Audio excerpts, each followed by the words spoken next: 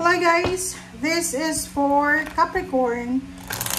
Capricorn, welcome dito sa aking channel, Kabalaran 888.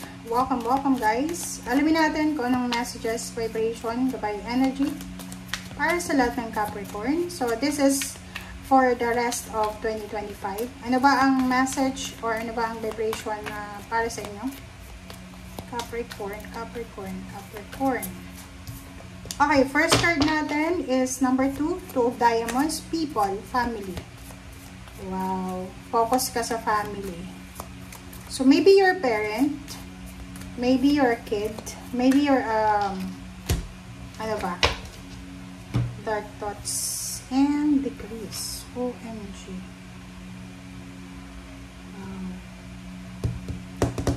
Okay, Capricorn.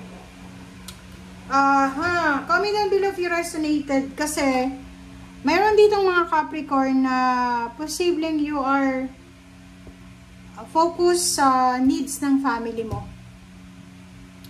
Pwedeng parent ka or pwede ikaw yung anak.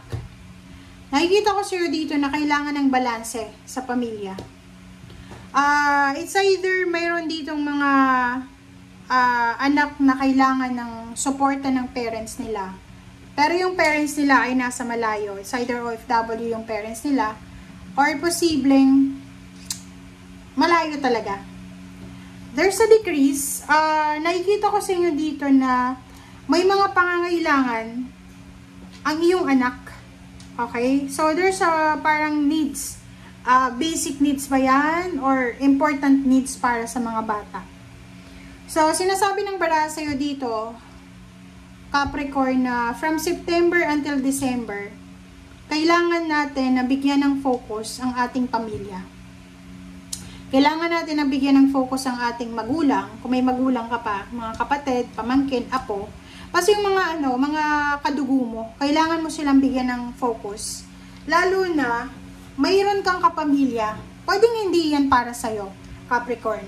Pero may kapamilya ka na posibleng siya ay nagkakaroon ng anxiety and depression. Meron siyang problema namumroblema yung taong yan.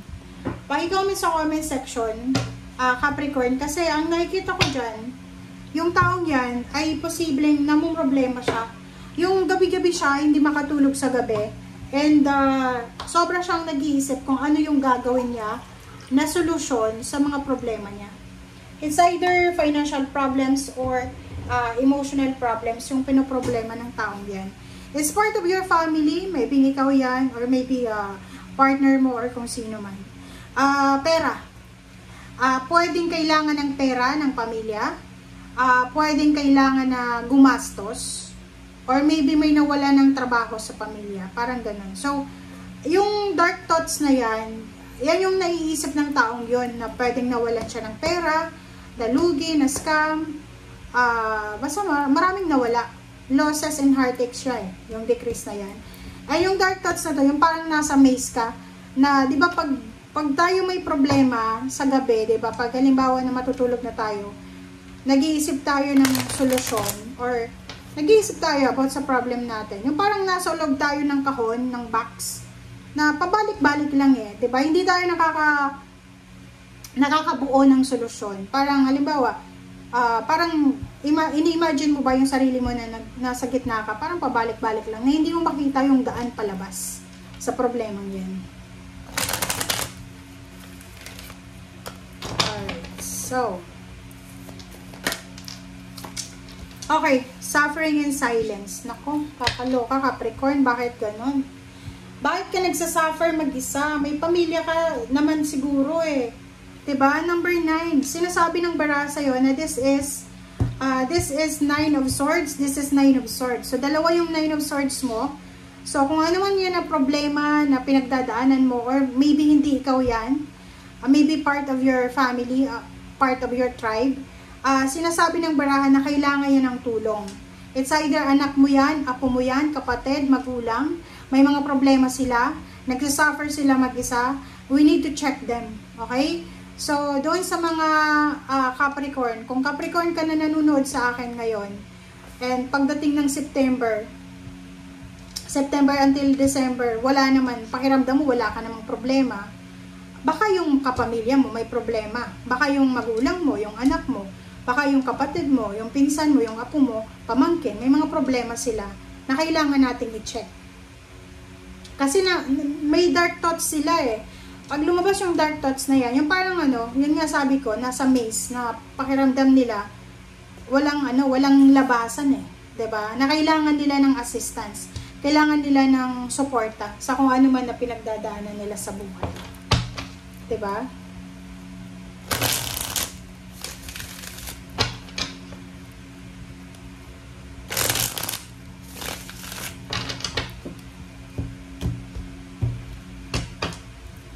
Okay. First card dito is King of Pentacles, Five of Swords, Victory and Success, Three of Swords, and Six of Swords. So, ang nakikita ko dito,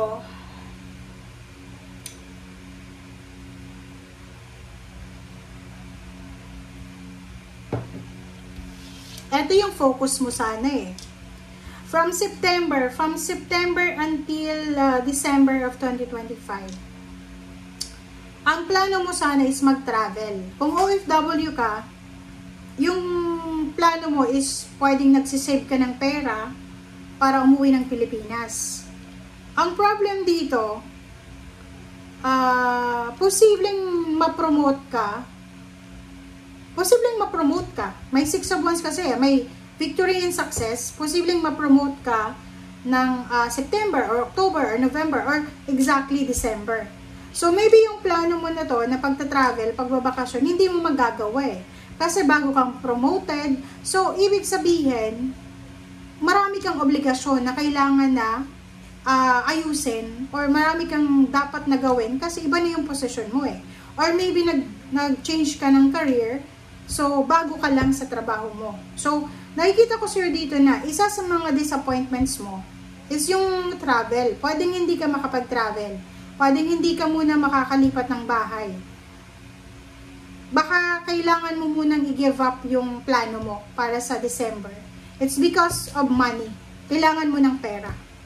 And on the way pa lang yung victory and success mo. Kumbaga, nasa pagsisimula ka ulit. Especially yung iba sa inyo na July or August yung pagsisimula ng kanilang trabaho, or maybe September, October, November, December. So maybe nasa bago kang kontrata, or posibleng nasa training ka, or nag-aaral ka pa lang, parang ganon. So or nagsiseminar ka lang, or nag-training, parang ganon. So maybe wala ka pang sweldo, or yun na nga dun sa mga na-promote, pwedeng kayo ay kailangan mo ng maghintay ng 6 months bago kayo makaalis, bago kayo makapagbakasyon.